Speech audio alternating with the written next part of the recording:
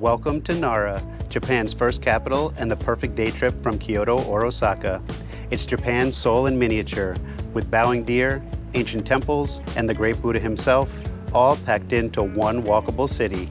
This is your best Nara day trip guide, so let's jump in. Ohio and good morning, my friends. We are starting our day here in Nara Park, which is like the crown jewel of the city. It is filled with museums, temples, beautiful ponds, and over 1,000 of the friendliest deer that you have ever met. And some might be a little bit too friendly. And the first thing you're going to want to do is grab some shika senbei, which are deer snacks. They cost 200 yen and are a great way to bring in the deer nice and close. Now, one of the unique things about the deer here is that they actually bow to you when they get their food. I mean, not all of them, but a lot of them do it, and it is so cool. All right, so I'm gonna pick a little spot right here in the middle of the lawn and take out the snacks. Now, once you do, the deer start coming over. I can see them approaching right now. Come here, give me a bow. Now, these deer are actually really friendly, and once they see you have food, they all start showing up. Hey, wait your turn.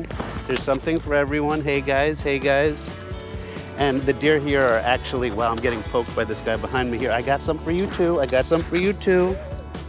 Okay, I bow, yes, bow. Now, these deer are actually considered to be sacred. One's eating my backpack right now. Hey, And that's something else to be careful for. They will take anything they can get their hands on. All right. I need to get out of the little deer mob right there. That got a little intense there for a second.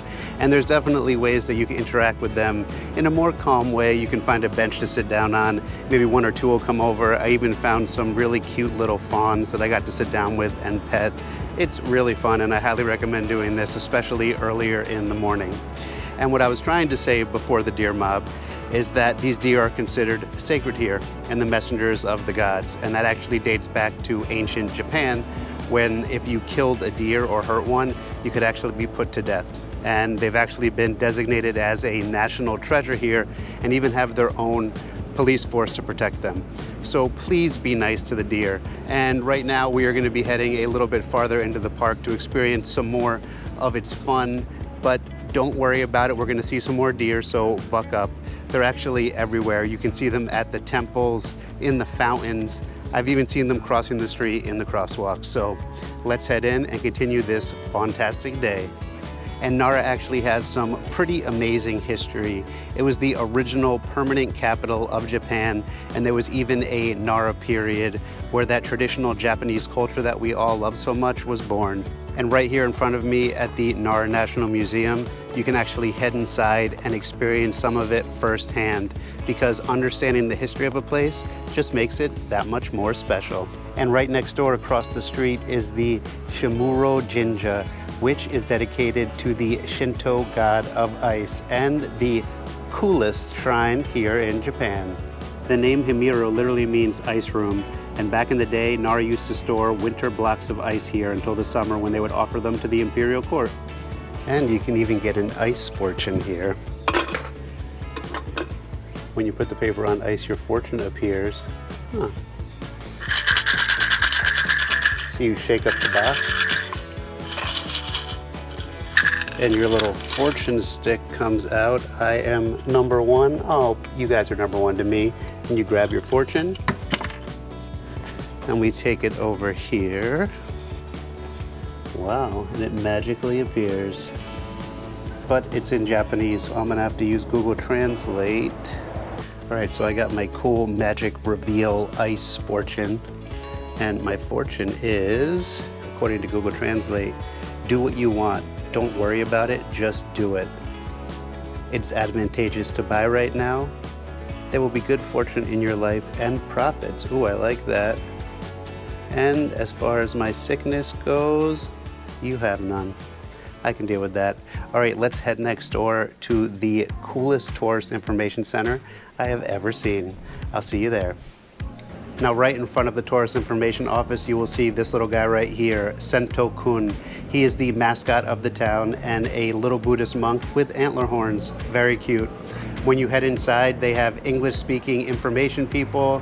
They offer free water and tea, interactive exhibitions, and you can even strap yourself in to an earthquake simulator where you can feel a 6.0 earthquake in the safety of your seatbelt. And something else that's super cool about this building is that it's actually built on a seismic isolation system. So you can go down and take a look underneath it where they have these 8 little devices that will prevent the building from shaking too much in case of an earthquake. After you're done with that, head up to the terrace where you can get a beautiful view of the mountain and our next stop at the Tōdai-ji Temple. So let's head over. That place is so cool. I mean, definitely the most unique information center that I've ever been to.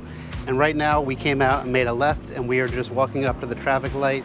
We are gonna make another left to head over to the temple.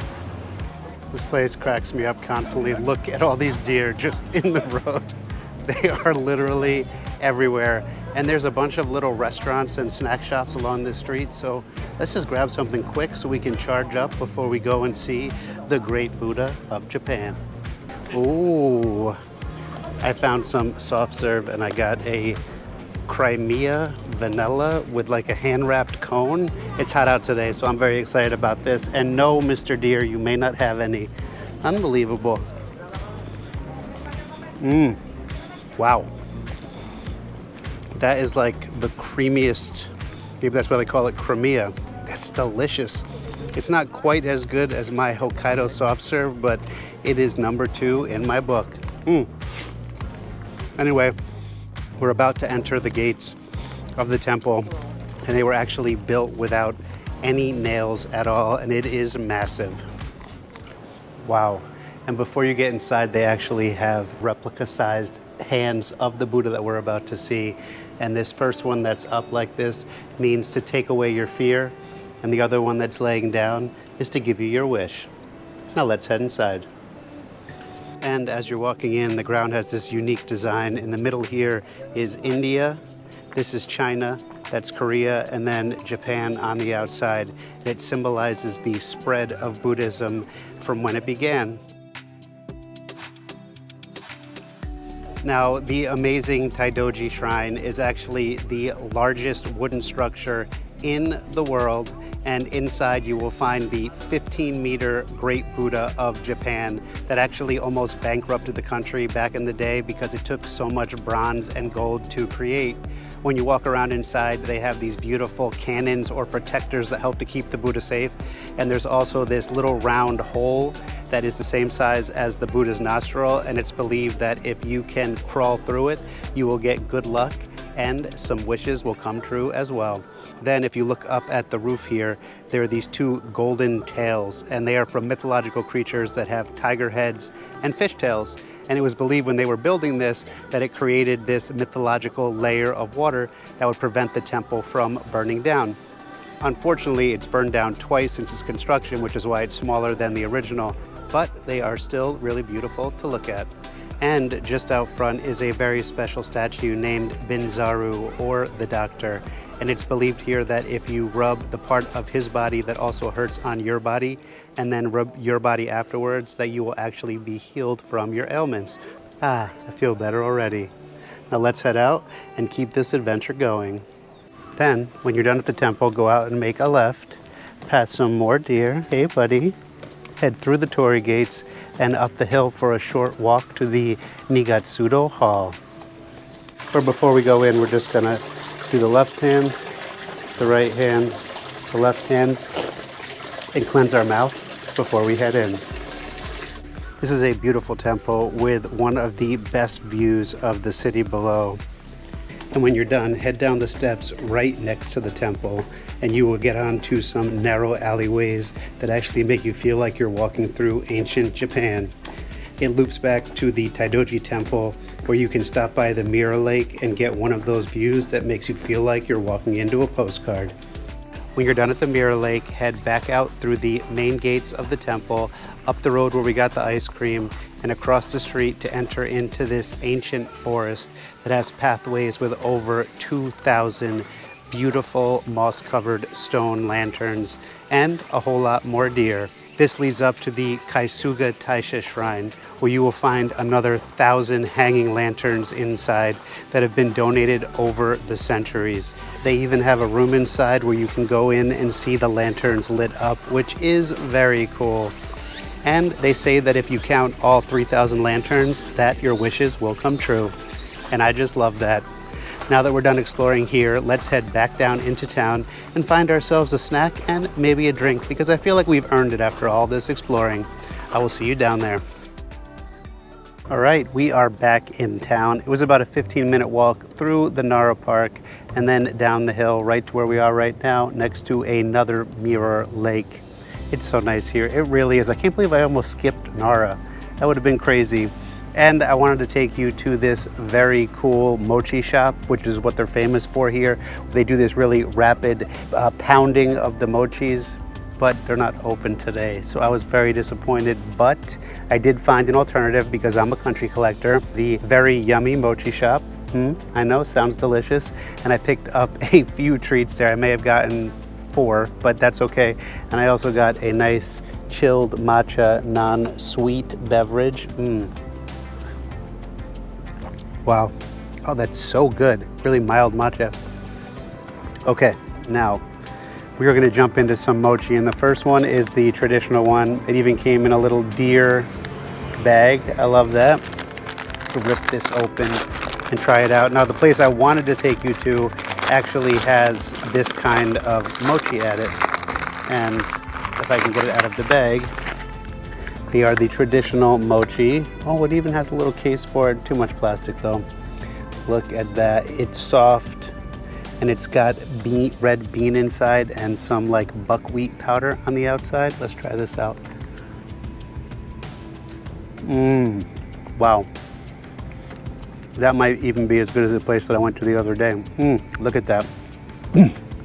So delicious. And the buckwheat just hit me in the back of my throat. All right. Let's jump into the specialized ones. Now the first one, I believe, is a sweet potato mochi. This thing weighs like a half a pound. Wow. Covered in powdered sugar.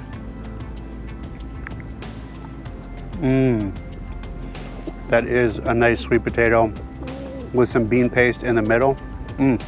Next mochi, this one was the questionable one that I wasn't sure about. It's a grape mochi. Let's see how that one is. Again, half a pound. There's an actual giant grape inside of it. That's really good. I was picturing like grape jelly, but that one is my favorite one so far. And the last one is a fig mochi. Wow, this one's even heavier than the other ones. Look at that. And there is an actual fig inside it. Wow, that is so sweet. The mochi is so tender. Wow. That's so good, very yummy, as the name implies. So good. You guys want a bite? And there's so much more that you can do here in Nara. There's a little area right around here that looks like ancient Japan that you can go to. There's also that road that you probably walked down when you came to here from the train, and there are so many restaurants and bars on it. Right over here behind me is the Tōdai-ji Temple, I think is what it's called. I'm sorry if it's not, I'll just put the name down below. They have a 5-story pagoda there that is very famous, but it's under construction for 10 years. And today was so much fun. I really did enjoy taking you around here. I will always hold it dearly in my heart, if you know what I mean. I mean, what a cool place, what a quirky place. I mean, we went to a shrine dedicated to the ice god. I didn't even know that was a thing. We got to hang out with deer absolutely everywhere. Went to the biggest Buddha in Japan and the largest wooden structure in the world. And then we got to go see all those beautiful lanterns. What a special place. What a unique place, and one that I'm so glad that I got to share with you. Next week we are going to be heading to Osaka, which I am really looking forward to. And we're just going to really see if that's what they say. It's supposed to be the best city in Japan, and I can't wait to explore it with you. If you enjoyed this video, please give me a big thumbs up, comment, subscribe, and don't forget to ling ling ling ling ling ling ling Nara. I will see you next week. Arigato and sayonara.